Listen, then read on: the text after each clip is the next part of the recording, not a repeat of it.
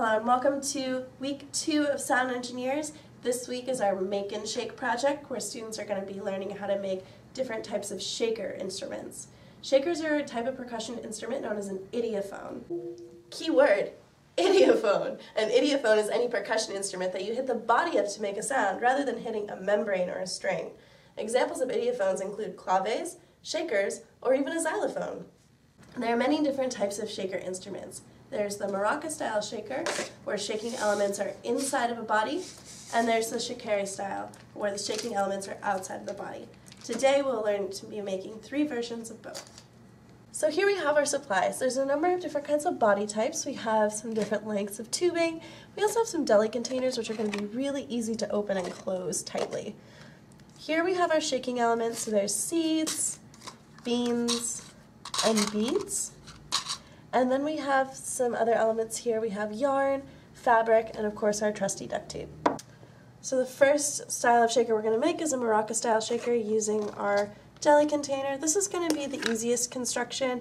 You can encourage your students to experiment with different shaking elements in here to listen to the different noises they make. So you have the beans, we have the seeds. You can hear it's a very different pitch.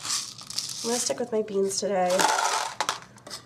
Add them, close it up, and then your students can use the rest of the period to decorate this. Another style of the maraca style shaker is going to be using these tubes. So you can close them either with the actual white tube lids that we have in the warehouse, or you can use strips of fabric for a softer sound. So these are just fabric scraps. You can also find them in the warehouse. We have tons of them. Then I'm just going to close it up using some duct tape. If your students are going to do this method, I would definitely double check and make sure that it is sealed tightly. There's a danger of having seeds all over the place. So make sure that these ends are sealed tight before your students are adding their shaking elements. So I'm all closed up. I'm going to add my seeds. And then I'm going to close up the other end with another strip of fabric.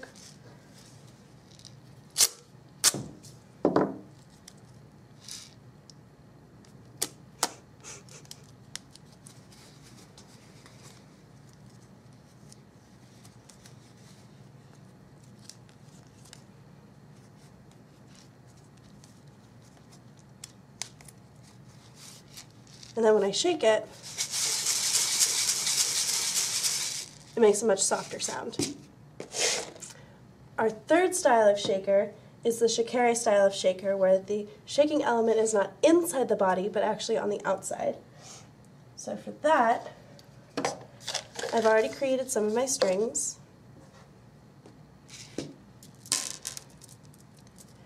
So I've strung some beads along these pieces of yarn here.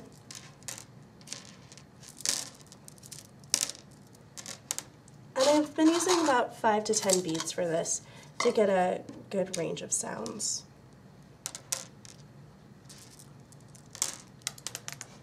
In order to tie the beads, I find one with a nice wide hole, string it through,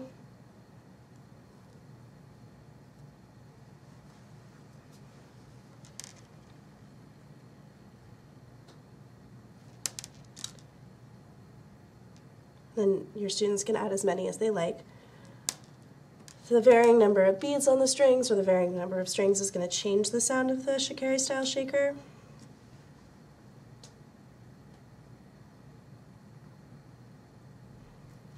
And it may be easier for some students to use twine rather than yarn because the yarn really frays at the ends.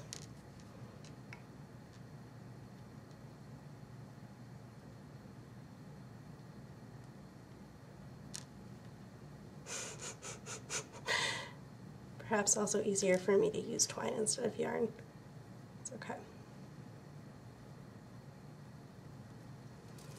So once I have a few beads on here, I can just go ahead and tie it off. And then I'm going to just use duct tape to attach those to either end of the shaker body here.